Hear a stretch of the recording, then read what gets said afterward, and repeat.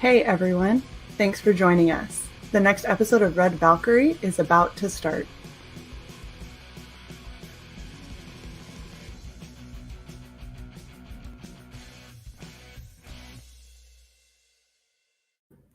Hey everybody, welcome to another episode of Red Valkyrie. I am your host Shae Zombie, and I'm here with the super fucking talented Zach from Golma. How are you doing, sir? Yeah, doing great, Shae. Happy to be here. I'm so happy to have you. So, I don't even remember exactly how I found your project. Somebody was like, "Dude, have you guys seen this? It's like an entire book that's almost like concept art." And I was like, "I don't know what you're talking about." They started showing me pictures, and I was like, "Where the fuck has this been? And why is it not on my show?" I was like upset. I was like, "Who does this? I need to know now because what the hell?" So we're here to talk about Golma, which is your graphic novel that has already hit its goal and still has 11 days. But I'm upset because you only have 45 backers and you're at 2255 right now. I really feel like that number needs to be much, much higher because this is such a unique and beautiful looking project. And I really want to see you do well. So I'm going to kick it to you. Go ahead and do your pitch. And we're going to look over some of your amazing art while you do that. Sweet. Golma is inspired by books like Groth and Conan and things of adventure, and there was a serious lack of it, and I've always gravitated towards it. So I wanted to build a world around this this sort of technological fantasy. So what we have is three misfits who find themselves in a conundrum while the world is literally falling apart, kind of similar to our situation. And it's they have to go out and save the world, essentially. So we have this hero's journey, and it takes us on with our main character, Era, who is immortal. And in a very similar sense as I would say, the closest thing I would say either Bloodshot or Deadpool. Where he's constantly being destroyed, but then his body puts back together, and it kind of has a traversal of time where it starts like an extent of time, like hundreds of years, where that sort of toll of being alive that long starts to take effect on your mental state, and things start to happening to him. And then he has to try and deal with these two characters. The larger one, the bald one, is Borfo, and he's a scholar. But really? Yeah. He looks like a brawler. I know. But thing is that he in this world, an apocalyptic event similar to a flood happened, and so there's all kinds of technologies left over, and these people are trying to figure out how to use it, which leads to the conundrum because they found technology that could potentially destroy the whole entire world. Okay. And so he's a scholar, and they base their books off of the stuff they found previous. Right. So his scholarly know-how is pretty much comic books and things of media that they don't understand that didn't really exist. So when he sees a comic book of superheroes and stuff like that, he thinks that actually happened. So he's that kind of a scholar. And then we have our lovely lady Zora, who is a nomad, and they're kind of the closest thing to understanding that there was a world before this world, and they kind of keep the secrets and keep the stories going of what was. And because of that, though, she is gifted a very special, I don't want to say a power, but just a perk. And that perk puts her in a lot of danger, though, and makes her a target for our villain Draxel, who is similar to Era in that he is immortal, but he has chosen to do really terrible, evil things in his life, and it's just corrupted his mind in such ways where he makes he wants to see the world burn, essentially. Okay. So is he this guy right here that's in armor? Yeah, the mean, the one that he has like a shoulder buddy, and the mean looking dog. lizard. Yeah. Yeah, that guy. He's not a good guy. He might have been. He could have been. He could have been a good guy, but once upon a time. Yeah, he made his own choices, and now he's where he's at. Let's put it that way. And then throughout the world, though, there's a mix of a lot of very interesting characters. That how do I put this without spoiling everything? Oh, don't spoil a damn thing. Yeah, spoil the damn thing. The world is alive in a very unique way. Is the previous technology embedded in the world is the same thing that can terraform it and stuff, and they don't quite understand how it works, but it is embedded within everybody because everything that they eat, drink has this in it. Has this living essence, you could say. And so they are all part of it, which gives them unique abilities that they otherwise wouldn't have. So this world, everybody is special in their own way. So if one of us were to jump into that world, all of a sudden we'd be special in a very not special way. But it also has its own side effects that it starts, the people that figure out that they can use it will all of a sudden start abusing it, and it causes its own side effects. That is the most cryptic non-spoiler I think I've ever heard. Yeah, it's hard. It's hard. I really want to read this book now simply because I'm super confused about what the hell you just said. Oh no. No, like it's a good thing. You have intrigued people, you see. Good. Yeah, I have quite a large creative team that has been helping me along. So every time that I have to cryptically say something to them, it seems to get better as I can cryptically say it to other people. Gotcha. I'm gonna start Gotcha. I got to speaking code from now on. Wait, is this guy with the little sandwich board thing? Is he like a doomsayer? Because he totally looks like it. Wait, which guy? This guy with the little sandwich board on your The Rest that has like it's 42 or whatever. That actually is a person that bought the tier to have them drawn in. She there was actually a campaign previous to this one for the same book. And she purchased the tier to get drawn in, and so she was like, this is the kind of character I was thinking. I was like, this is perfect.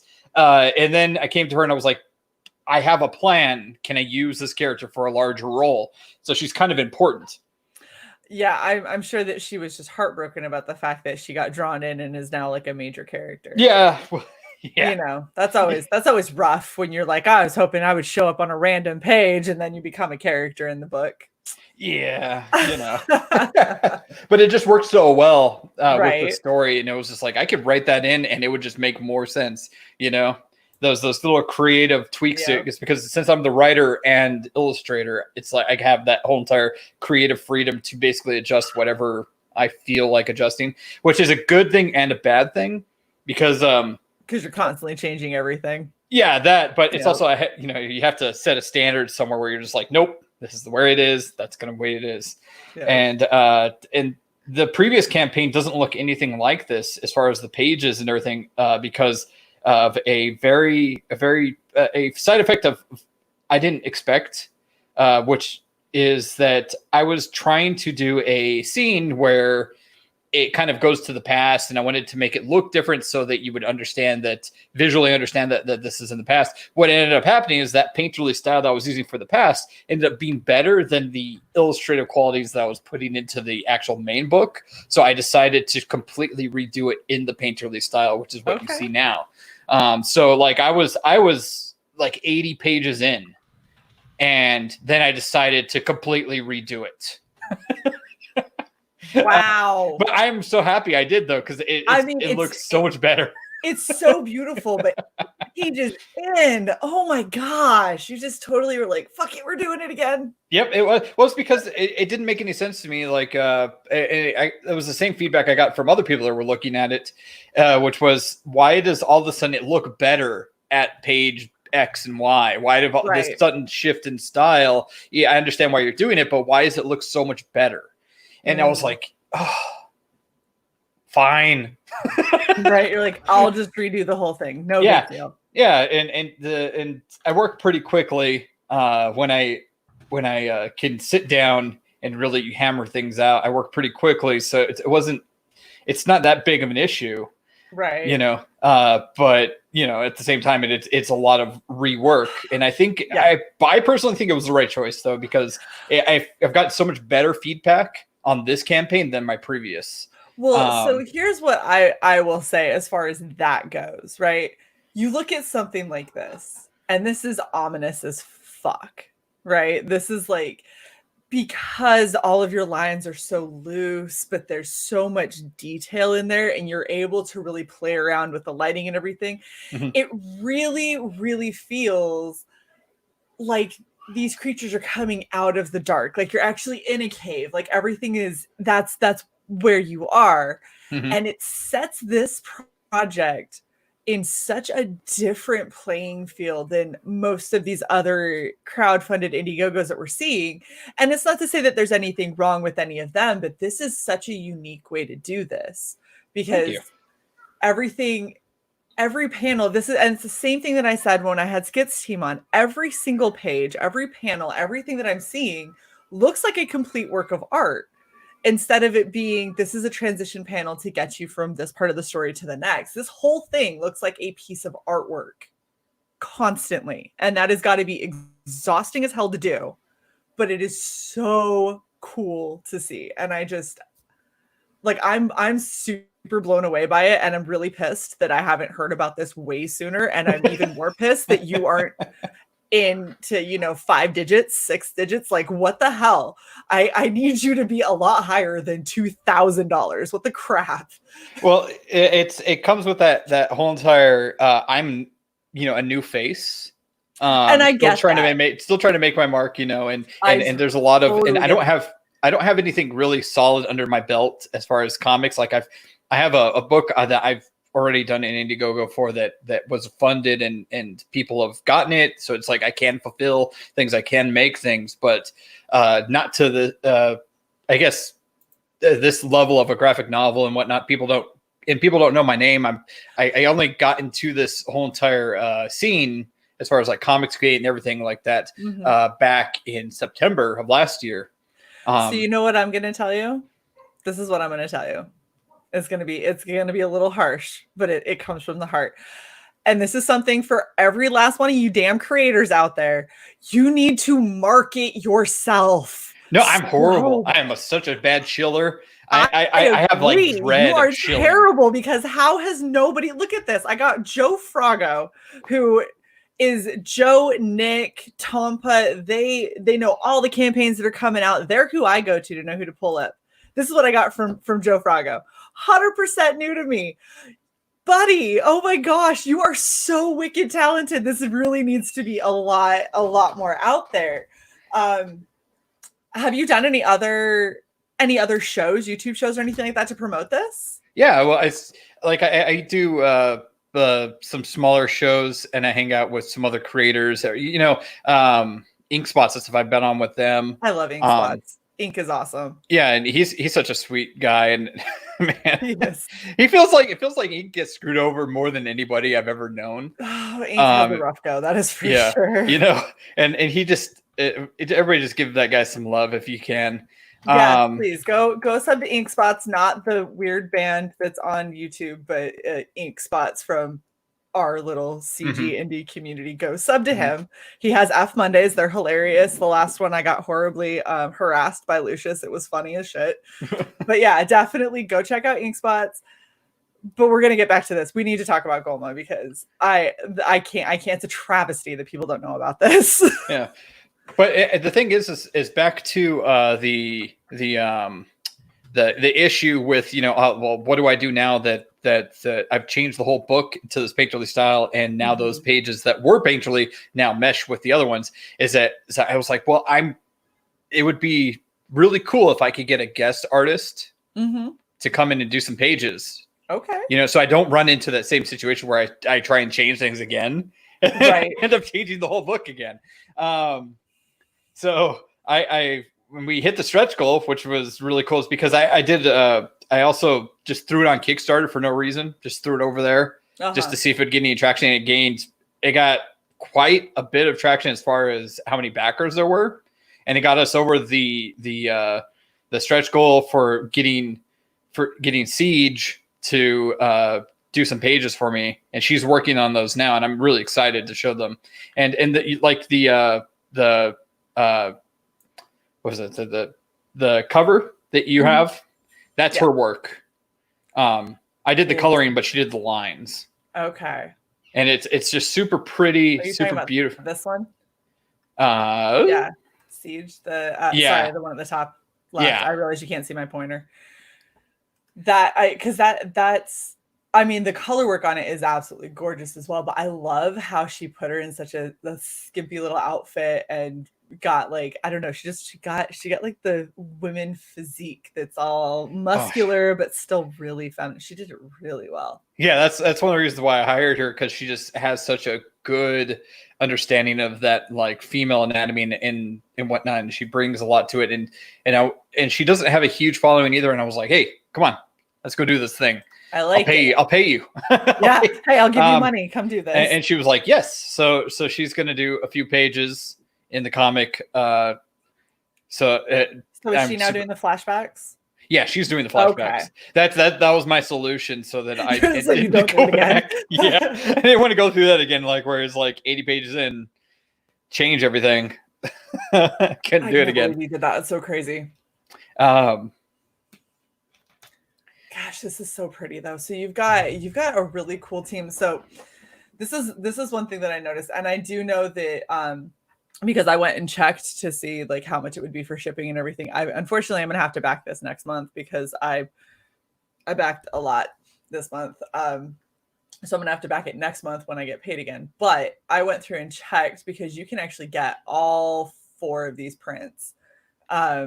And it's a little bit confusing in your tier because oh my gosh, you have it. Indiegogo, like I couldn't even like when I was setting that up. Oh man, I didn't understand how it would look when it was laid out. Like when you go in and you set it up, it's like, oh, do you want to do this and this and this? And it's like, okay, so I can set up options, and you put in those options, and then it actually looks completely different once it's in as a perk. Yeah. And so as soon as the perk went live, I had a bunch of early bird backers that went and got things, and then it just locked in those perks, and I couldn't go in and change to make it make sense. No. So what you can do, and this is something for a lot of people that maybe are new to Indiegogo, you can actually hide the one that you got that's messed up. Oh, you can? Yeah, you can hide it. It won't do anything to the backers who've already backed, but then you can just recreate the tier.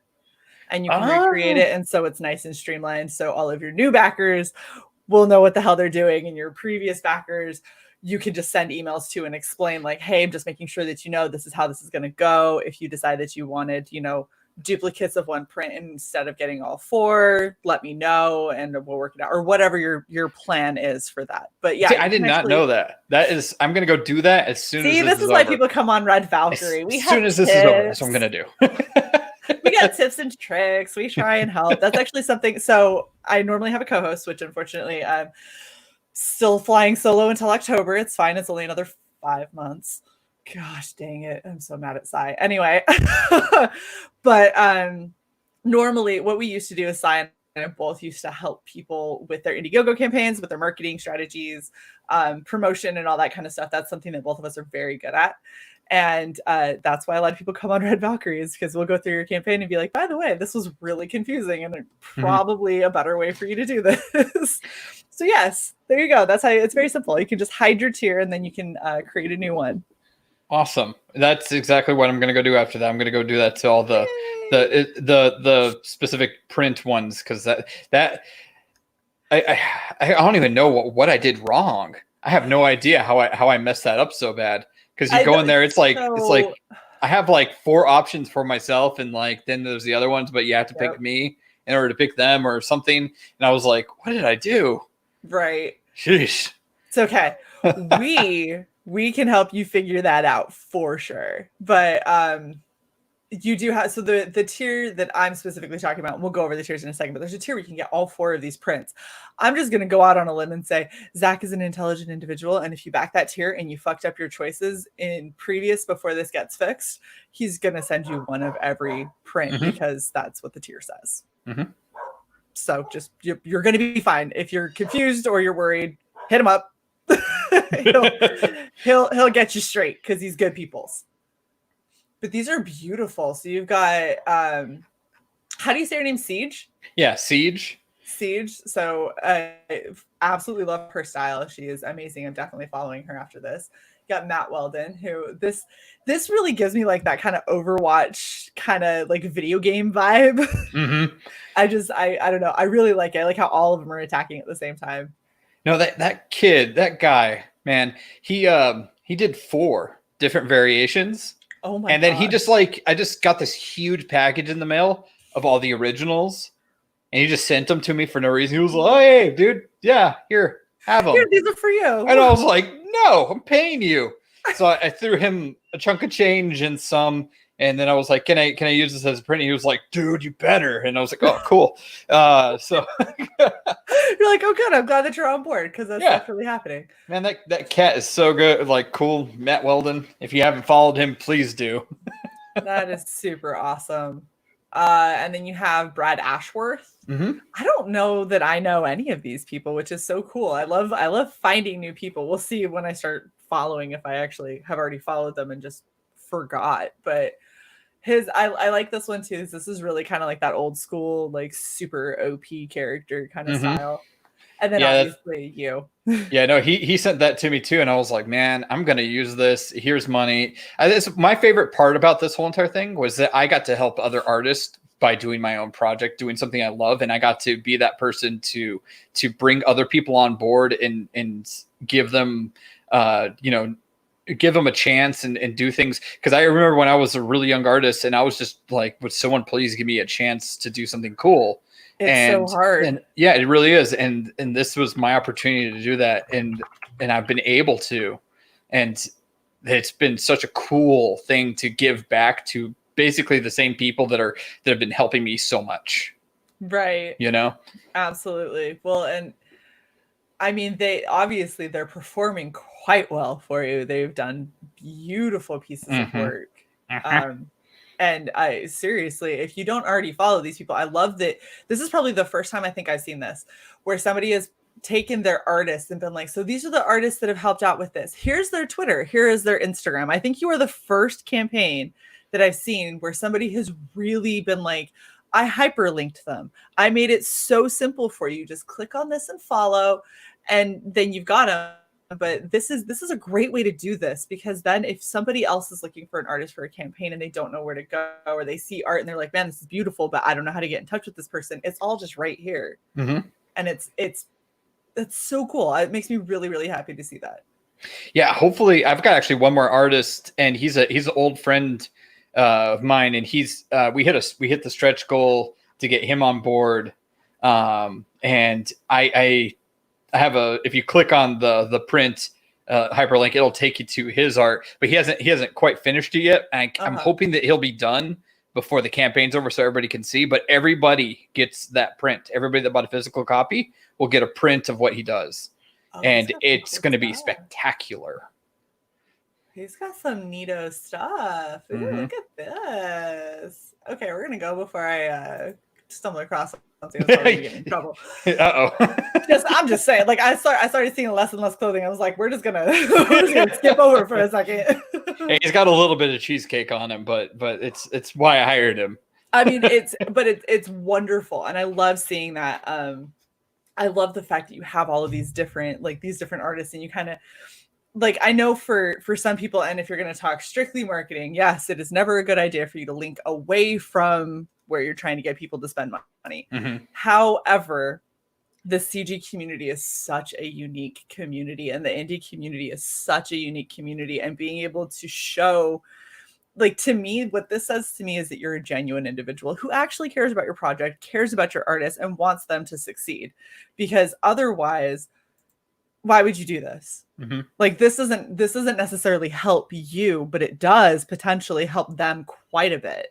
And so that just makes me, if I was on the fence, that alone is going to make me back you for sure, just because that's awesome to see.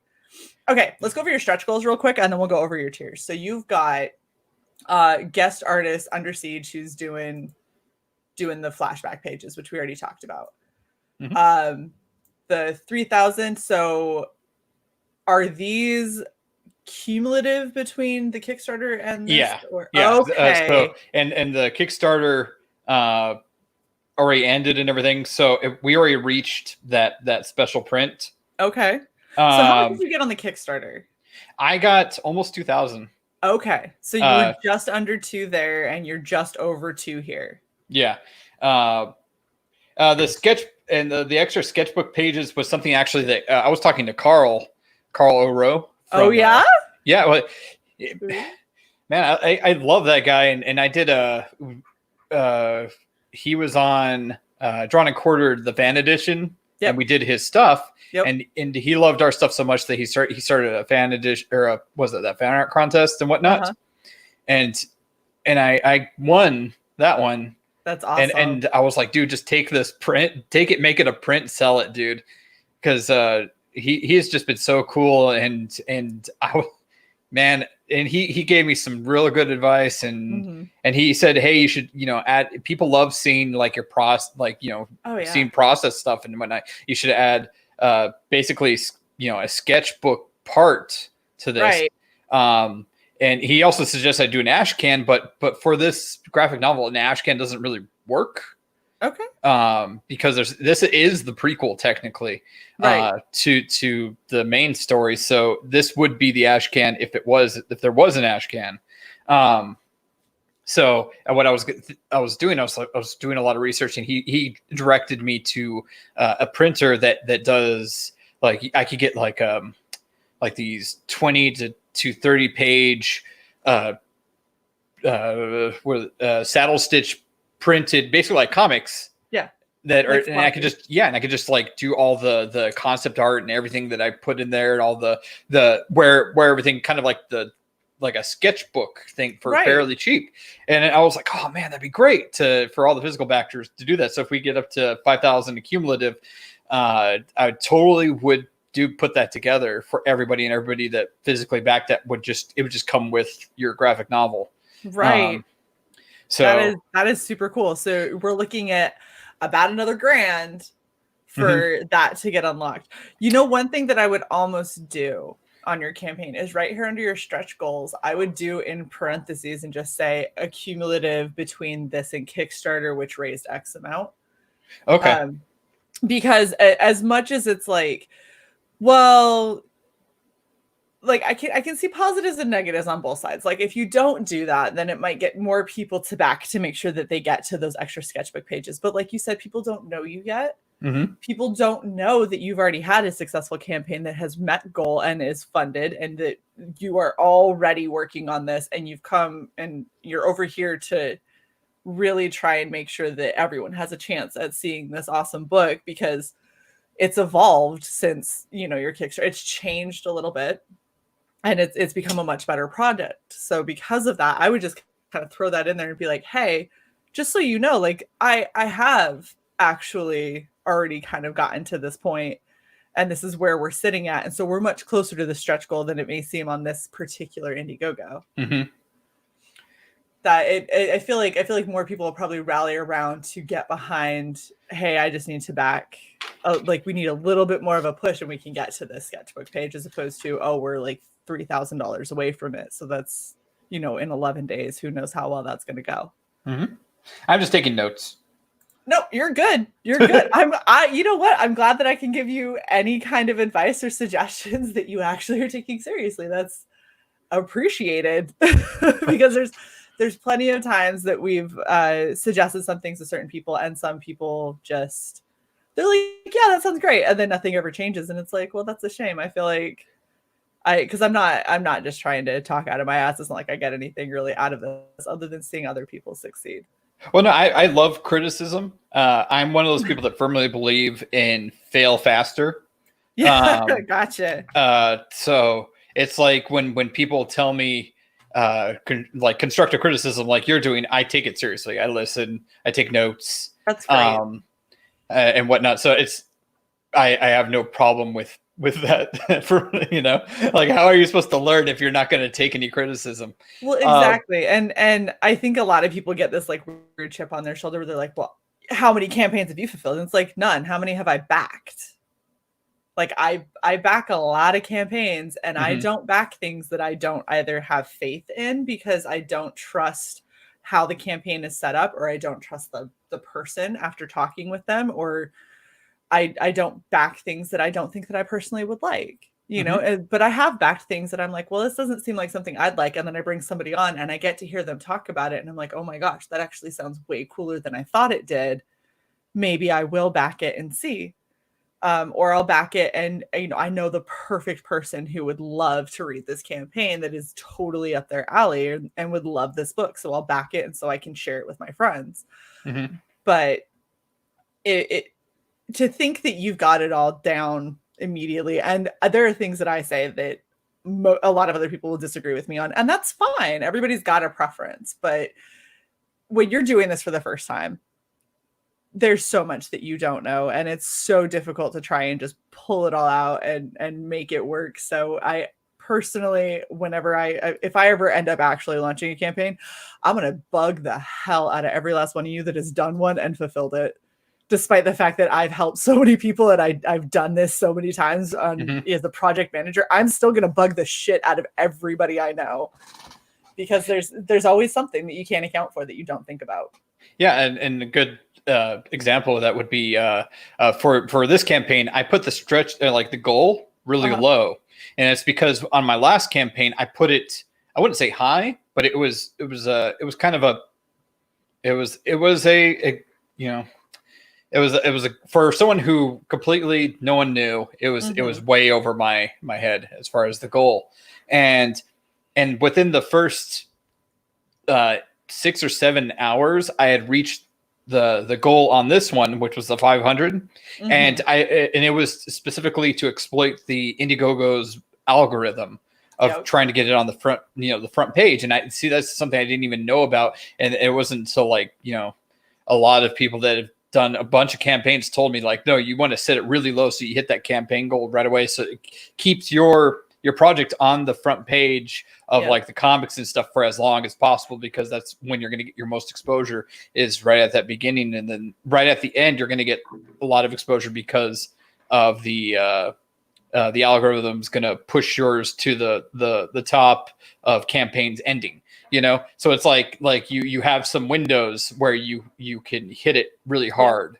You just got to be really careful and make sure that if you funded at that and nothing more, that you would still be able to deliver. Oh yeah.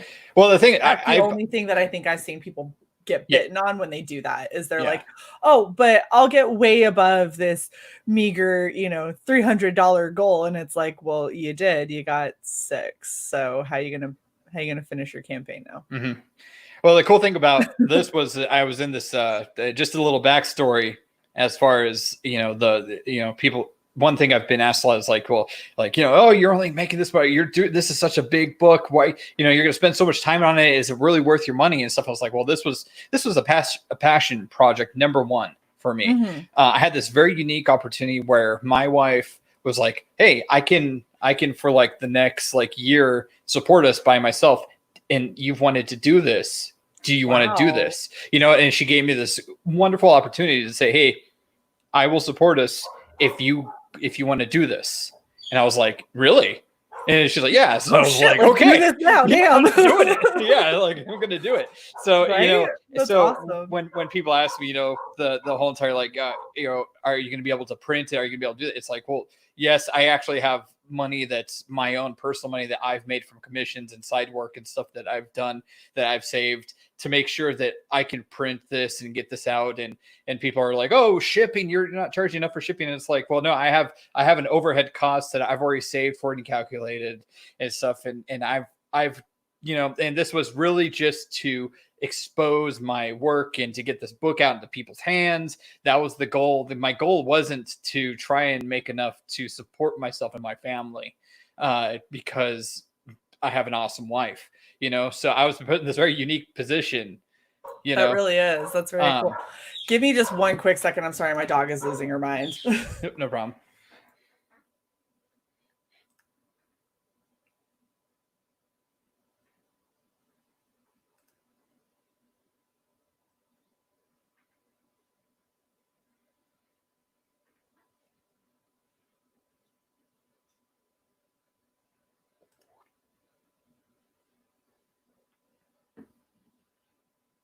I am so sorry. That's probably like the least professional thing I could have possibly done. My damn dog.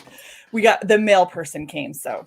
Oh, that's perfect. The end of the world, obviously. She must protect me from the evil mail that is coming with my Trump bucks and everything. Stupid dog. We don't know who's coughing into your envelopes.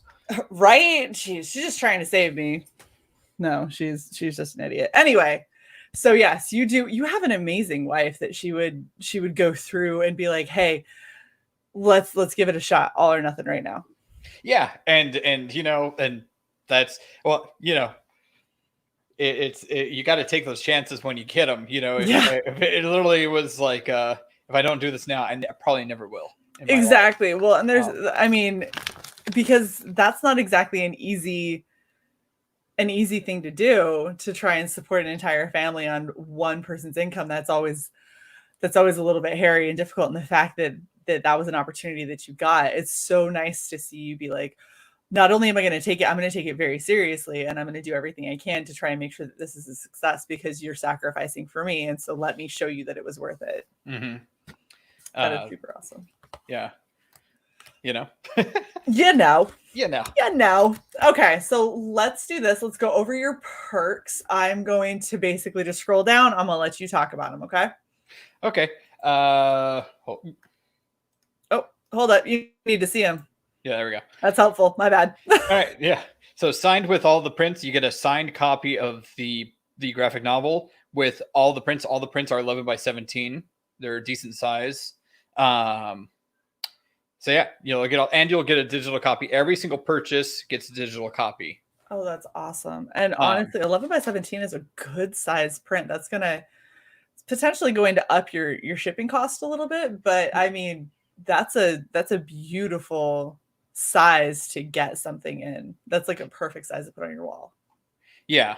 It was that kind of balance of how big can I make this without it being too big, and how small can I make this without it being too small. And when I was getting just proofs made, it was 11 by 17 was just the right size, where it was like, people will appreciate it. People will really, really dig this and like having this as a collector's item, or, you know, put it on their wall, or slip it in with all the rest of their prints and stuff, you know, their home of prints if they have it.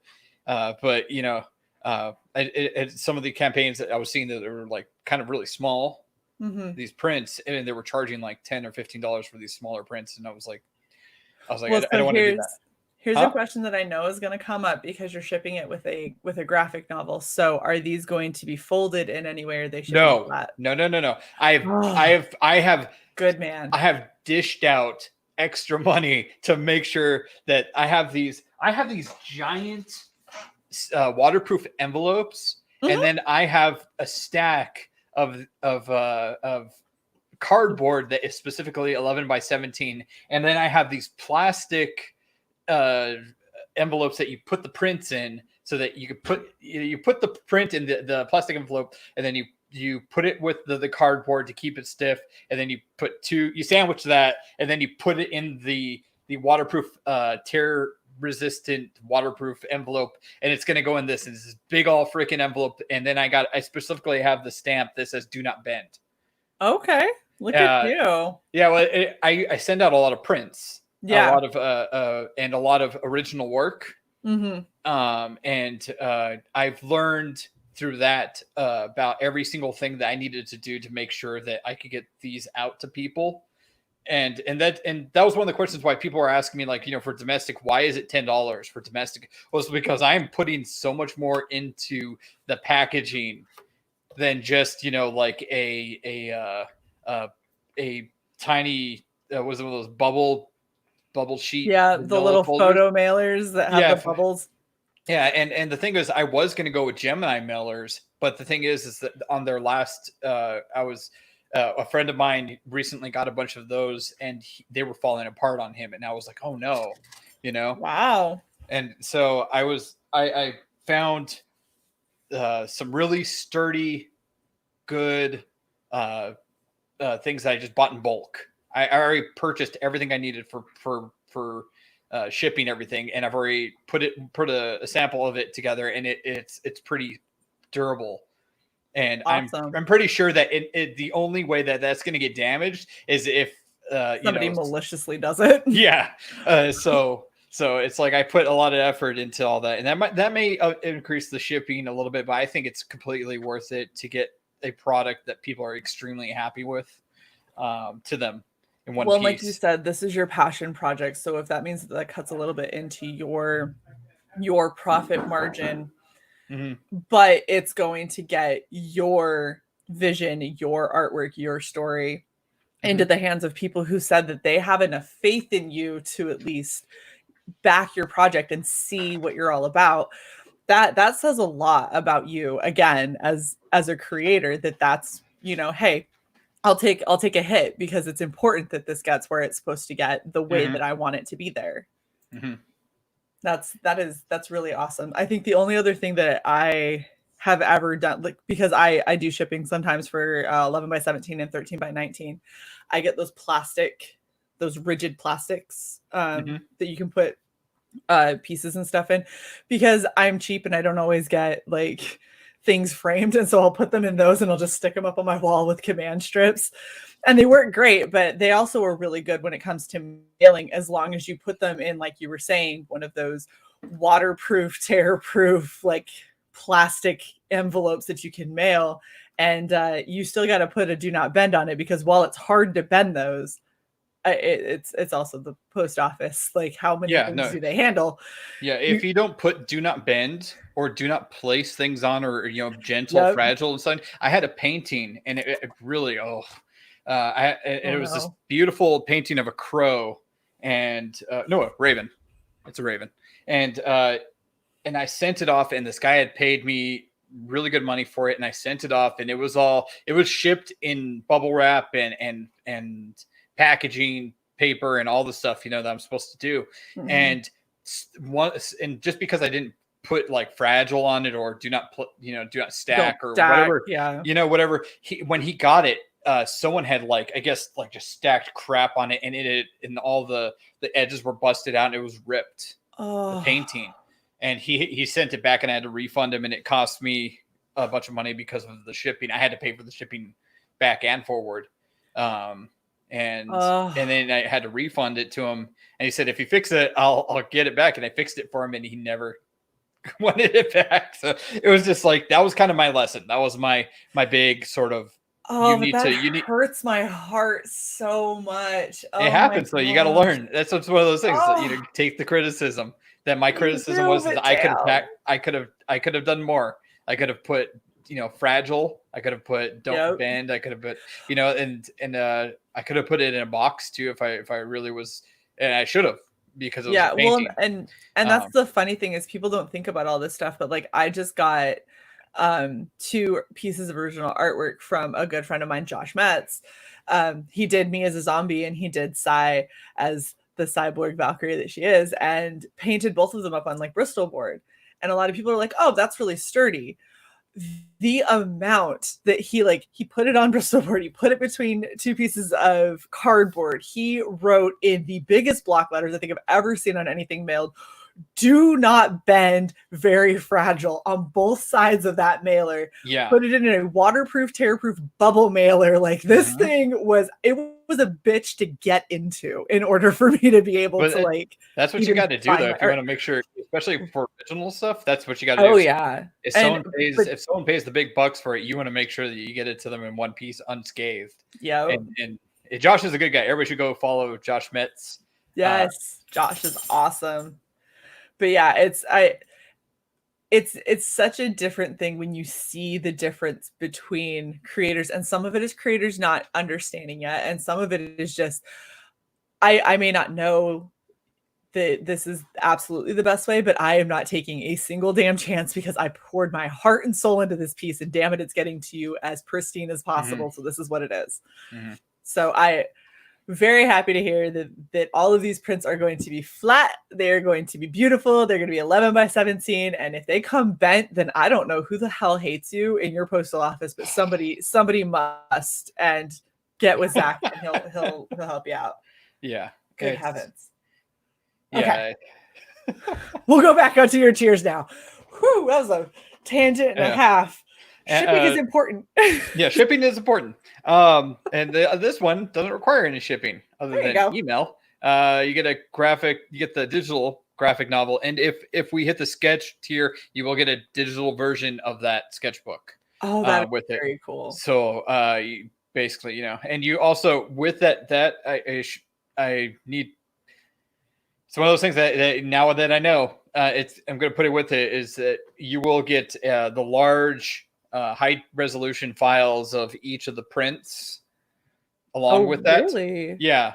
So you can use them as desktop or just have them in your archive or whatnot. That should be in the description, but as soon as someone purchases it, you don't know what to do. And then Shae comes and tells you what to do.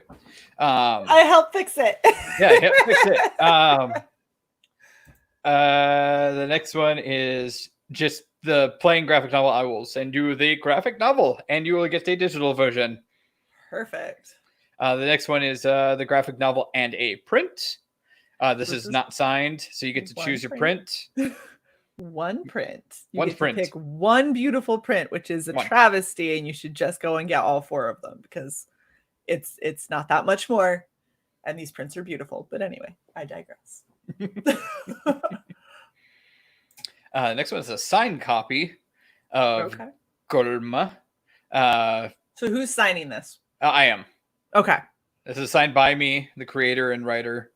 I was going to have my wife sign them, but it didn't make any sense. You'd be like, hey, honey, sign the back. Be like, why? I'd be like, I don't know. I don't know. Just, I said it was signed. I didn't say how many times or by who. Exactly.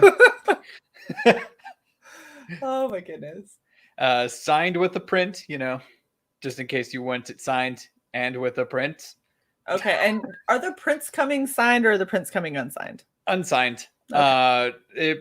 As much as I would love it, and in fact, I almost was able to because we were all going to meet up for a con that was going to happen like next month, and I would have been able to take all the prints and actually get them signed by the people who drew them, and that was going to be super cool. But since this, this thing that shall not be named. Thank you. I appreciate that. Yeah. Don't worry. I saw you sweating. You're like, no, he's gonna say it, isn't he? We're gonna get struck.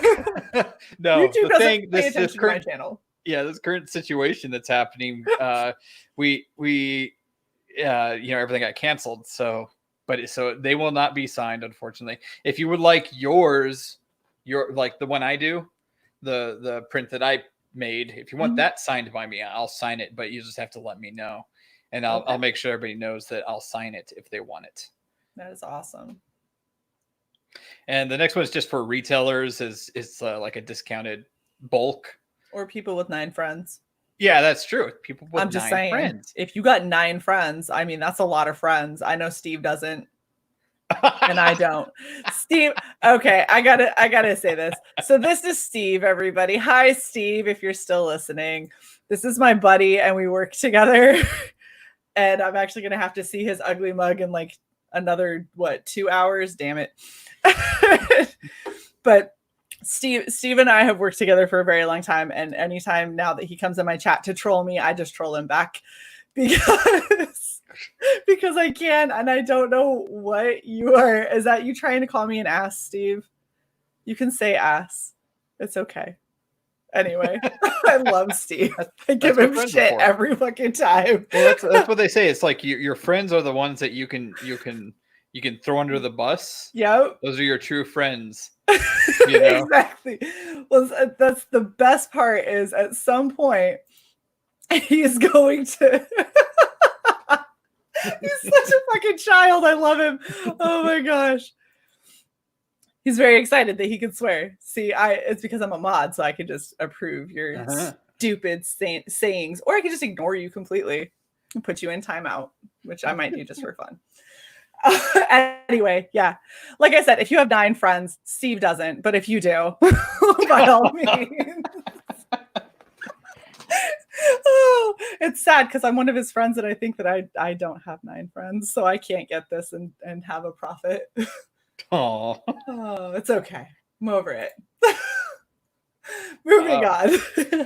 This next one is to be in the book. I have a few slots left of specific places where I have, some NPCs, you could say, that need more character.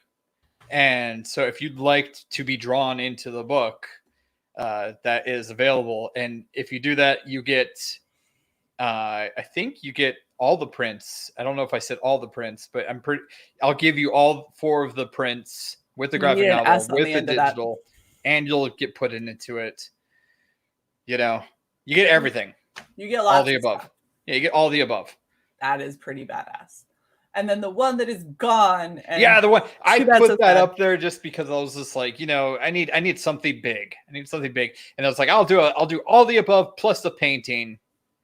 An actual like a painting, and that got snatched up, I think, within the first 30 seconds of the campaign. So that was like one of your first sales. Yeah, that was either the first or one of the first, and it kind of boggled my mind because I just kind of threw that in there as like I felt like I needed something extra.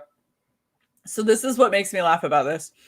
You threw this up there as a Hail Mary thinking nobody's going to back it, whatever, for $500. And I'm sorry, what was your starting goal? $500. Oh, that's right. $500. And how quickly did that sell? Oh my goodness, immediately. Okay, so you instantly funded. Gotcha. Within like the first 5 minutes, it was like funded. And I was like, oh, okay. I'm like, what just happened? You look down, you're like, cool. Oh, somebody bought the art. Oh, yeah. Okay then. It was one of those things where it's, you post it and then you walk away and you come back, with your coffee, you come back and sit down and then you kind of go, the kind of swallow. Yeah. You don't believe. Gosh. Oh, yeah. And then you swallow. It did not feel good. Yeah. And then you go, waifu. So I want that thing. And then she's like, good for you. She's like, that's nice, dear. Yeah. Nice. Oh my goodness. I agree with Chris. The first sell being the biggest, that's got to be a good confidence booster to know that you already have a true fan. Yeah, no, that was I wonder if it was one of the early bird backers sort of thing, because I was really trying to figure, I did that mailing list, and that was one thing I didn't do before on the previous campaign, is I didn't do a mailing list because I didn't know you could do one. Always do a mailing list. Yeah. And now I figured out the OP-ness of a mailing list. So I did the mailing list. I got a ton of signatures, and then I put it up, and then like that first week was just people rushing in to get it. And I was like, this is awesome. So I know that I know why I would do a mailing list, right? What do you feel is like the most advantageous of doing a mailing list? And how soon do you think that you would do one? Like how far out before your launch? I would do it ASAP. Like if you're planning to do an Indiegogo project, like not even next, like you're like, I'll do it next year, but if you have anything to show, for this project at all, like right now, I would make that page for the mailing list, and I would start advertising it as soon as you can, to start building up those emails and stuff like that, is because I did it for a month. Like I advertised my mailing list for a month, and whatever signatures I got from that, I thought it was about a turnout of like 30% of the people that actually signed up went and backed the project. So I had quite a few signatures, and 30% is actually better than what is suggested, which is like that you're 10%. Always there's a 10% rule of sales, which is, if you put your project in front of 100 people, only one of those people will buy your product. So if you put it in front of 1,000, then you get 100 people, or did I do it? No, I had 10 people. And then I was like, this I- numbers don't make any sense. I was 10 gonna people. let you go Yeah. because Yeah, my math is all bad. If yeah, you put in 10% 100 people, of 100 yeah, is 10 people will 10. buy it. 10 people. I was like, where? I'm missing a zero somewhere. One. You know, and it's that rule of 10%. And so Yeah. hitting 30% was actually like incredibly good. Absolutely. So I would say as soon as you have a project that you are going to do and you have something to show to start getting hype and stuff like that, make a mailing list ASAP. Because if I would have done that at the beginning of this year, I probably could have hit the 5,000 already. Just based on that, just based on mailing lists alone. Well, and that's something that I'll give a little plug for doing a mailing list is if you're going to do a mailing list, it's such an easy way to keep people talking about your project, to keep people promoting your project, and it gives them a place to go to at least see a small snippet of it. Like it may not be the full project. It's not going to show all of the ins and outs and everything, but it'll show just enough to get people to go, oh man, I can't wait for this to go out. And the longer you've got this mailing list, now that doesn't mean drag it on for years. That's ridiculous. But if you can get a mailing list established and have it for a good 6 months before you launch and just let them know, hey, this is what we're working on. We're working on getting the whole book done, and you can kind of go through your mailing list. You can give people small little updates and things like that as you're waiting. You're constantly getting people excited about that. We've had Skits Comics has had a mailing list for months. I have not heard more people excited about a comic than I have for Skits. We've got Unstitched refuses to launch until they hit a certain number of people on their mailing list, because they want to make sure that they have enough eyes and enough people out there that it's going to do well. And so they're not launching until they've got up to a certain amount. These are all really good tactics because people have been talking about this so much more because it's not out yet, but you keep on seeing cool things for it on Twitter. You keep on hearing about it. It keeps on ringing in people's ears. The link keeps getting sent out there, and you're like, when is this going to happen? I have to know. And so you sign up for the mailing list because then you'll know. All right. So we do have a question from Chris. He wants to know, what are your top 5 fantasy influences, since this project looks pretty fantastic? Oh, God. Well, thank you. Number one. Thank you, Chris. Top 5 fantasy influences. Lord of the Rings. Uh-oh. Oh, no, My brain just froze. Brain just froze. Now I have to look around and look for anything fantasy related. Oh, Lord of the Rings, 1, 2, and 3. Just kidding. As I said,